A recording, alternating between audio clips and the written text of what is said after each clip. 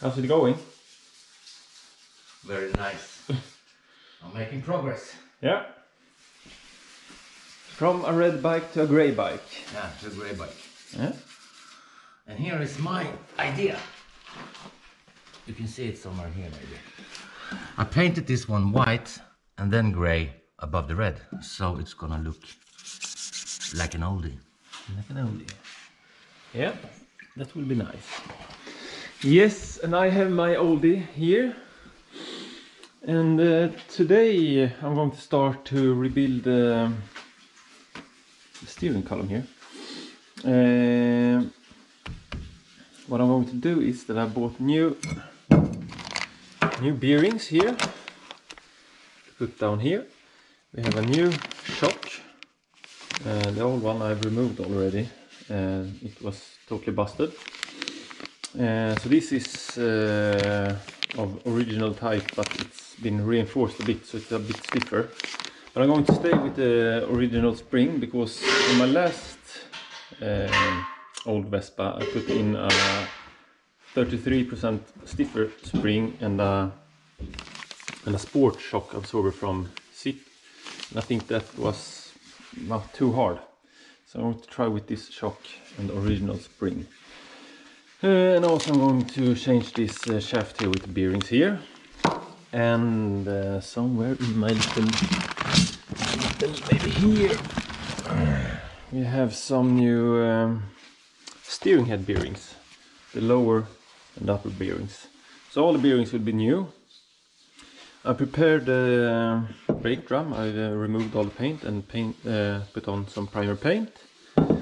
So what I'm going to do today is I'm going to take this apart and try to get rid of all the paint, and then I have to paint this black. I forgot to tell you, I also have this new spring attachment kit with all the sealings and all the things, so this will be new. Now the brake shoes are off. I'm going to remove this for the brake. This is just to remove this clip here, and then you can push it out.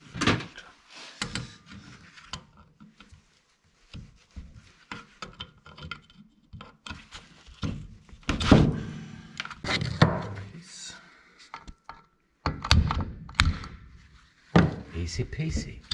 Yep.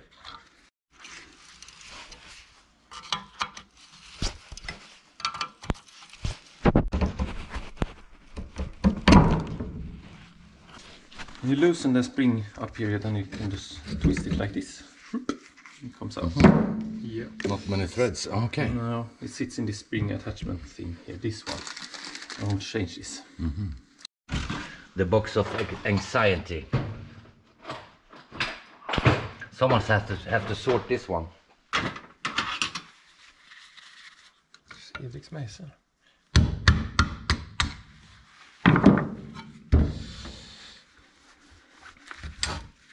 So this one, I have this new one here with new bearings and new seals. Everything is going to be new because I want... But this one looked nice otherwise. It looks like a 63-year-old. Remove this here. Fill it fat, that's good. And then you have the nut in here, so you can remove that one. As everything else on this bike, this nut was not sitting, it was loose. Otherwise you have to hold it here with some tool to not make it spin around. But in this case it wasn't necessary because it was already loose. Like so. Now I can pull this shaft out with the bearing here. But as I said, I have new bearings here, so I'll change them later on. So this one and the one in the inside there. So now that's out. Now I want to take this bearing out, and there's a ring here that I need to remove first. Like so. Then I can just do like this. And I will take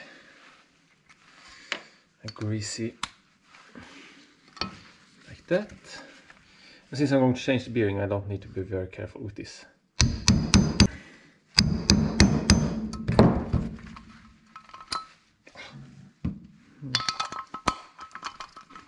Gick bra förut. There it came. There you have it. Yeah, there I have it. Yeah. All I have left now is to pull this shaft out that holds the spring attachment here, and like that. And this has some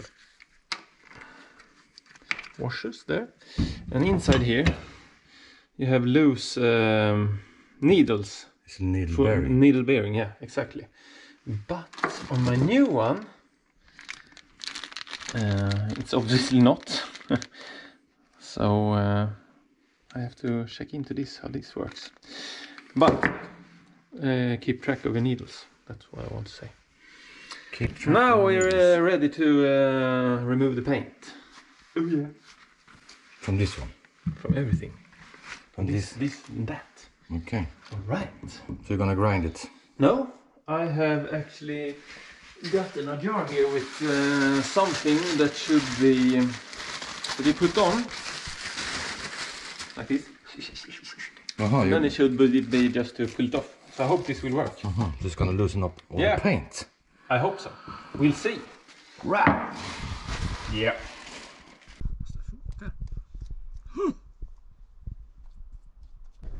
I didn't get rid of all the paint with this paint remove, but much of it came off. So now I'm doing the last with this, so I can paint it later on. Now it's time to change the bearings for the input shaft, the needle bearings. And the old ones, we have them here, needles and the house of the bearing. These don't seem to be produced anymore because the needles for these bearings are 2.5 millimeters thick and 13.7 millimeters long. And I can't find these anywhere. They don't seem to exist. The new bearings, this one is much smaller, as you can see. But so I presume these have discontinued and they are replaced with this one. So these ones I had to get out of here, get out from the fork. It was not really a big problem. I didn't have to heat anything up or so.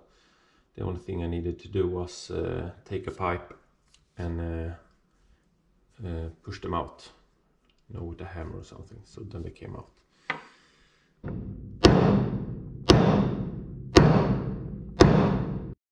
So now we have the new bearings in place and the input shaft. I put it in here, the new one. I'm putting in some new bearings here for the wheel hub.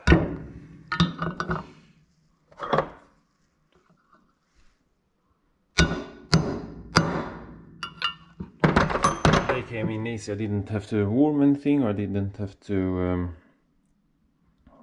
cool down the bearings or anything. Now I've been putting one bearing in on this side. I want to put the other one in.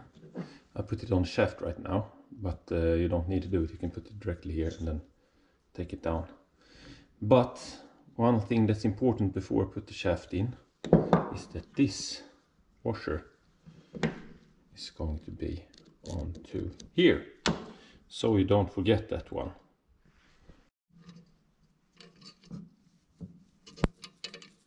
In place. I greased it up in here. I'll also add grease in here later on.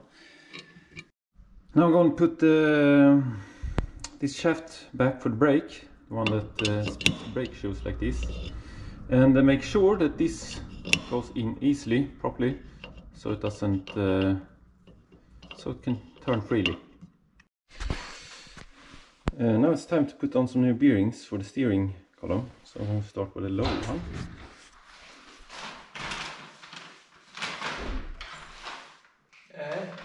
Hello. How's it going? I just got out. I'm going to put in some new bearings. I'm gonna do the same today. Alright. And we have no special tools, because you can order special tools for this that are very expensive. But I got my old one removed without a special tool, and I figure I can get the new ones in without a special tool. This is gonna be pushed with a... Yeah. And the same with those that hold with the frame.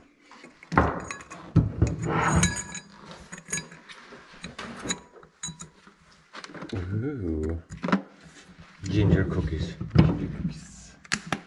You know I got a child that's 9 years old. Yeah, and I am like a child. And then we have this one.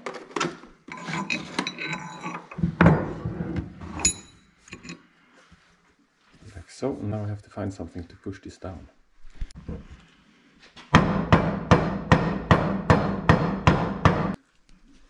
Now I can put this in here and then fit it.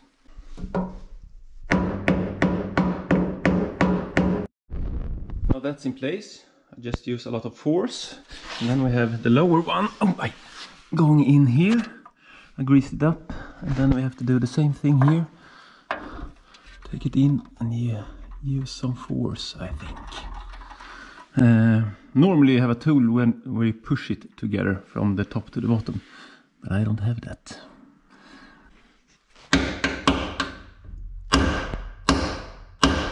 Now that I have this in place, I can do like this. I put this in place here, and I can take my shaft here, put this through.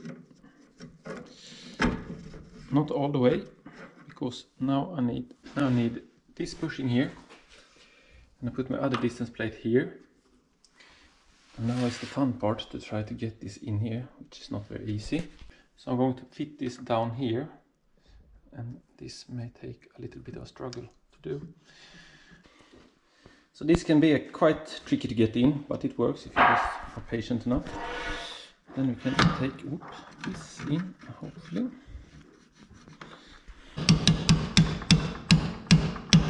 Once this is in place, we can put everything back and tighten it. This is my old gear for the speedo cable, and if it's possible to see, it's been damaged. So I bought a new one, and two things you need to know when buying these, or you need to know how many teeth it has, in this case 9, and you need to know which dimension on your speedo cable you need to have. This is for a 2.7 millimeter. There are also for 1.9, I think, so you have to check that before you order this. So this is the correct one for me. It's going in here. Put it in. Find where it fits and it spins. Then I can put this back. A new lower holder for the spring. What I'm going to do is I'm going to tighten the nut here.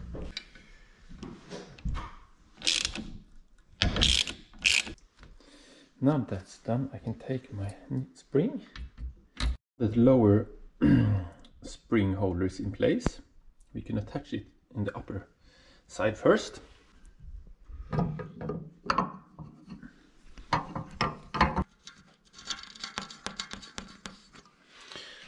We can do it like that for now, and we tighten it later. We have these ceilings. We can put them on to the lower spring holder like that, and then we have a distance plate that we can take some grease and put that in there. We can put that with the grease on this side.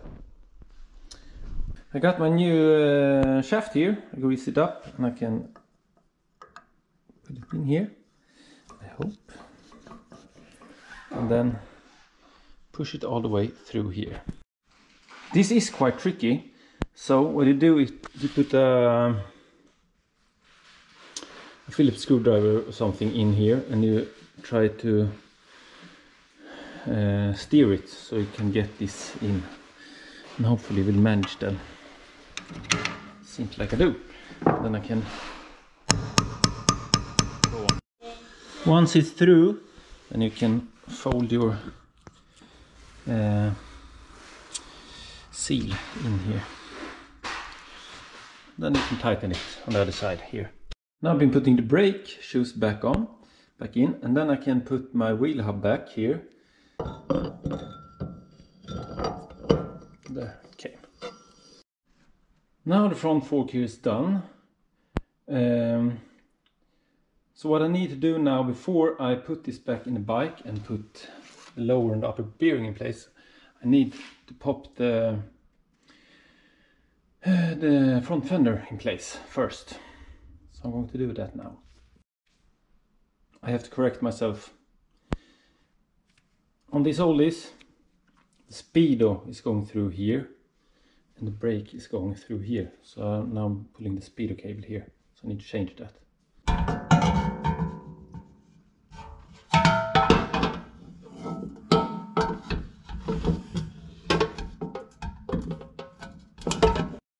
Well, let me clue you in on something.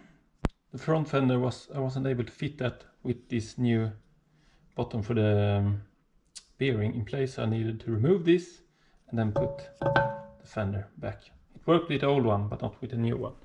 Now it's in place. So now I'm going to put the bearing in, grease it up and put it in the bike.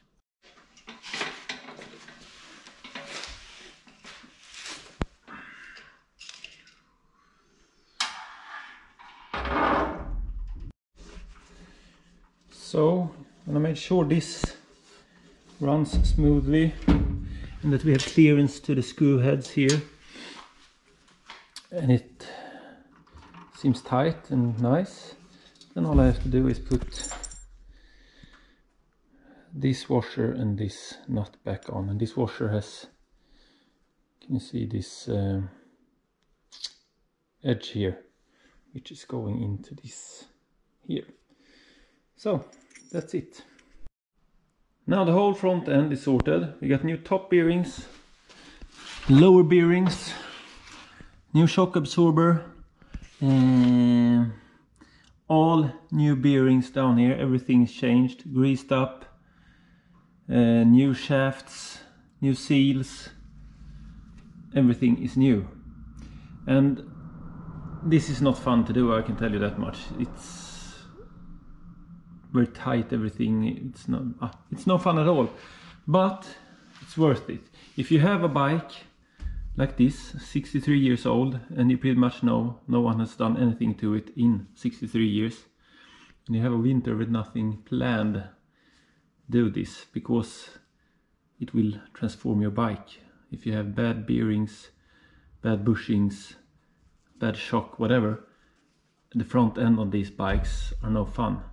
So it's worth a while, do this.